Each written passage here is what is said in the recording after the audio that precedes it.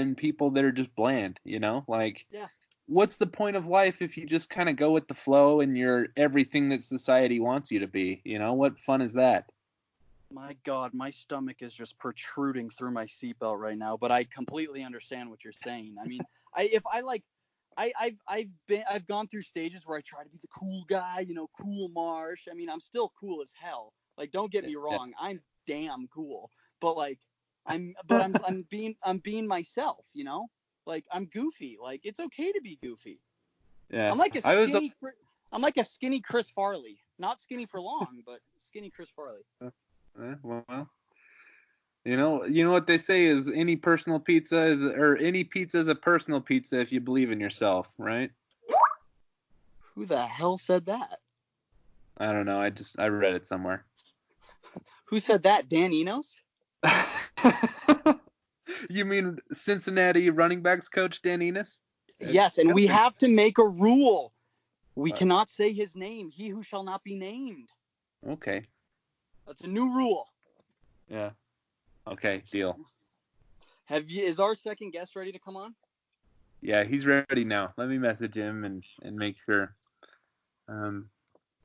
Yeah, so he just needs just a few moments, but yeah, I was gonna say, like, I was always one of those kids where, like, I don't know, I just kind of naturally fit into the group of kids that weren't weirdos, but we all had, like, I found a good group of friends where, we could talk about the NBA and sports, and we'd play sports together and stuff, but then we were also, like, all into sci-fi and fantasy stuff, and, like, at lunch we'd talk about all the NBA games the night before, and then we'd talk about Star Trek and Star Wars, and talk about Lord of the Rings. Like, dude, I consider that, like, I was part of the cool kids, East High School, ruling Salt Lake. But, like, me and my friends, like, we're also, like, the biggest nerds you have ever met. Like, I can quote every single word of every single Lord of the Rings, and I'm not ashamed of it. Yeah. No, dude, that's the way life should be, I never really bought into focusing, like, too much on making sure everyone liked me. Exactly.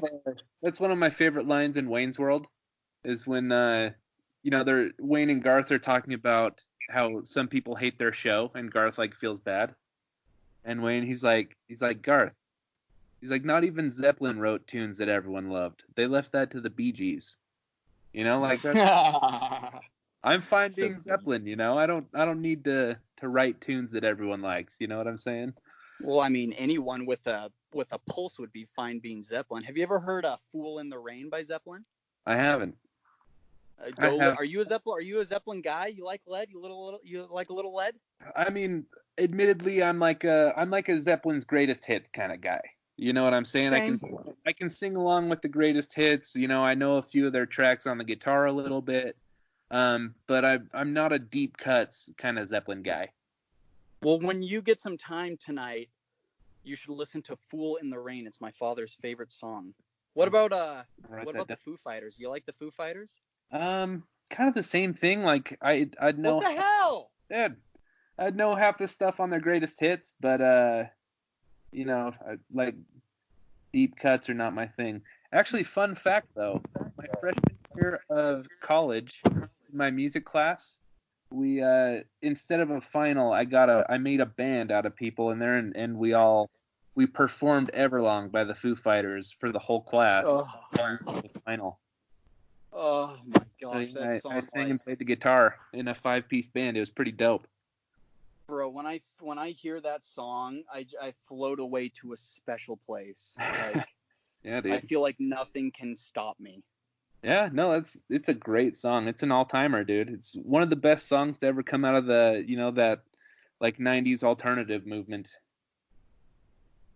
Oh. Yeah. Yeah. Anyways, our second guest is ready, so we can stop boring people. They're not bored. They love us.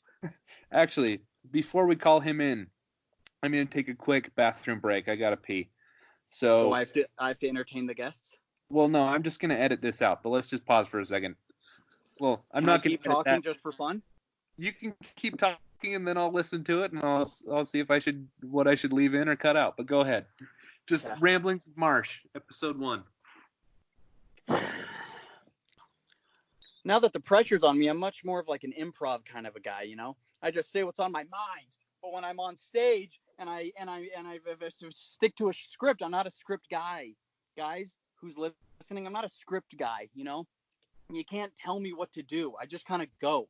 I'm like a bird. I'm like Mark Wahlberg in The Other Guys. I'm a bird. I'm a peacock. You gotta let me fly.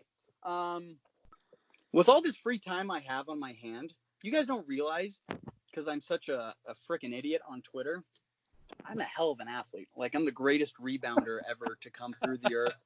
Like, oh yeah, you heard that? You that. I was going something. I was just saying, people don't think I'm an athlete. I am an athlete. I have a great arm. I believe it, man. What sports did you play growing up? You there, Marsh? Yeah. What sports did you play growing up? Football was my first love. I mean, Yeah. I had the greatest hands you have ever seen. Yeah. Like, I could catch anything. I could have started next to Lance Leggett and Darnell Jenkins for the Canes. I was in 7th grade. I was very fast too. I was very fast. And then I was good at basketball. I was an incredible rebounder.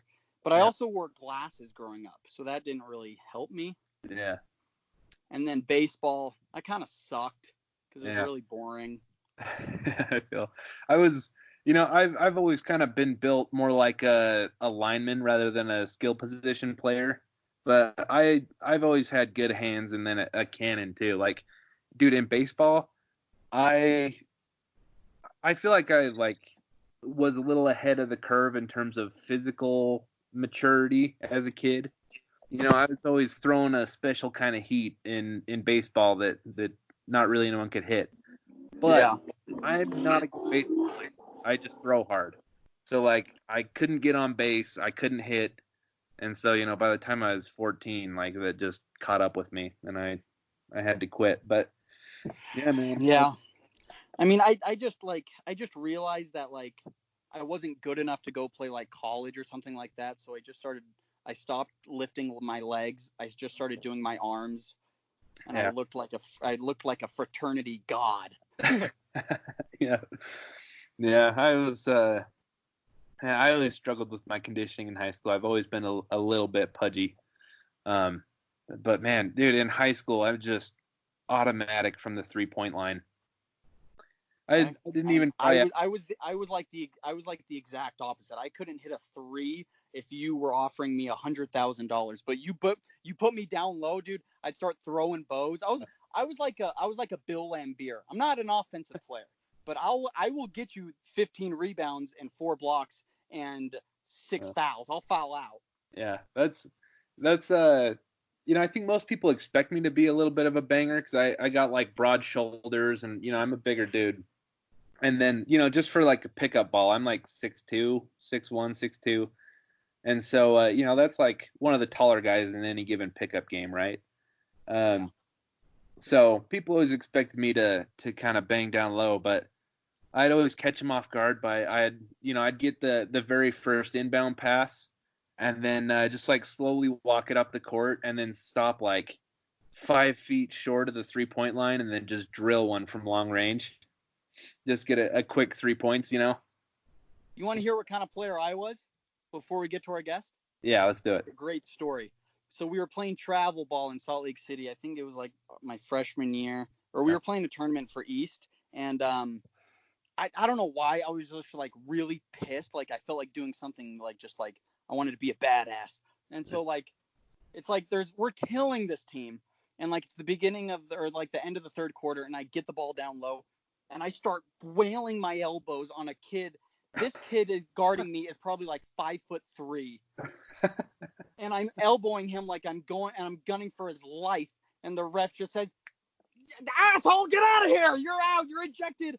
And my basketball career at East High did not last much longer after that.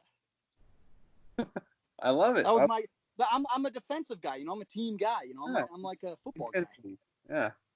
It's what was that dude that played for the Celtics and then he played for the Grizzlies? Tony Allen? Some Tony Allen act. Larry Bird. Yeah, that guy too. It's very Larry Bird-esque. I'm Larry Bird without the jump shot. All right, I'm gonna patch in Justin. Let's see. Let's do it. Let's talk some more football. Justin, you're on Fours Up, man. How are you? All right, how you doing? Justin, it's Marsh. How the hell are you? What's up, man? Quarantining the best I can. Hey, we are very IronMan Football. We got Justin. He's from the State of U. He's a fellow State of the U guy, just like me. And it's funny because Justin and I, we tweet at each other almost daily about football because we're both just football freaks. And this is the first time we've ever talked. Isn't that kind of First crazy? time I've heard your accent. Yeah. Yeah. How do I sound? Do I sound like a football guy? You sound like a Midwesterner. Yeah. So those are all football guys or ice hockey. Yeah. Or both, I guess. Hey, that's the best compliment I've received a lot. So let's talk some football, bro. Hey, man. So how are you dealing with no sports right now? Wow, that's a great question.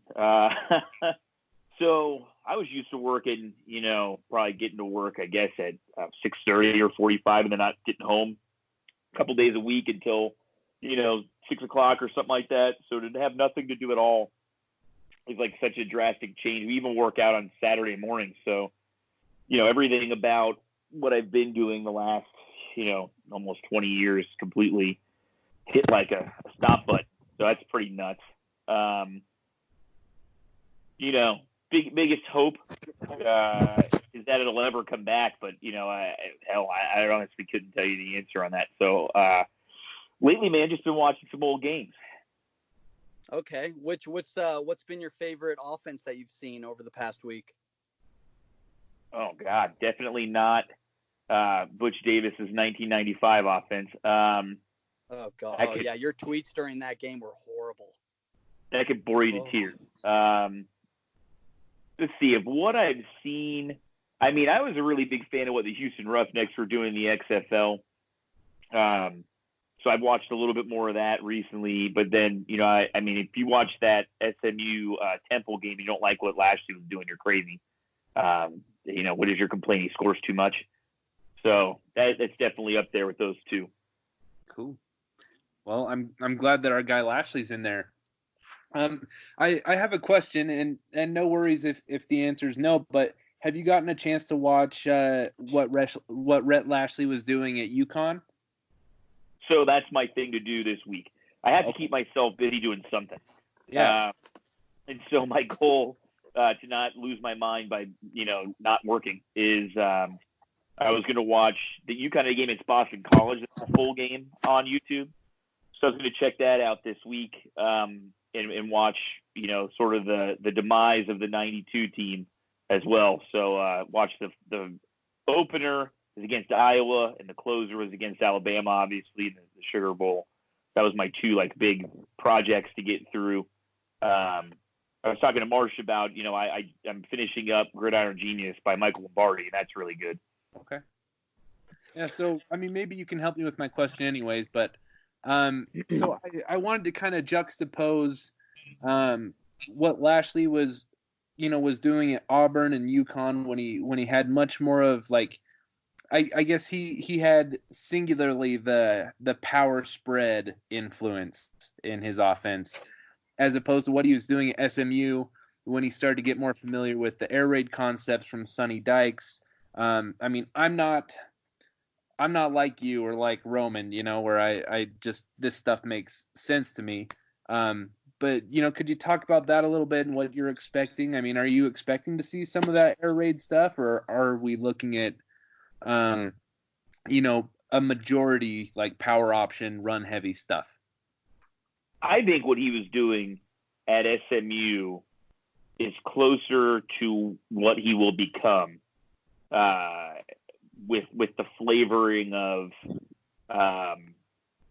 what they were doing at Auburn here or there. I don't see, even with King, I don't see them going wholesale like Nick Marshall. Okay. We're basically like an option team in the shotgun. That was taking a cornerback and making him a quarterback stuff. You have a real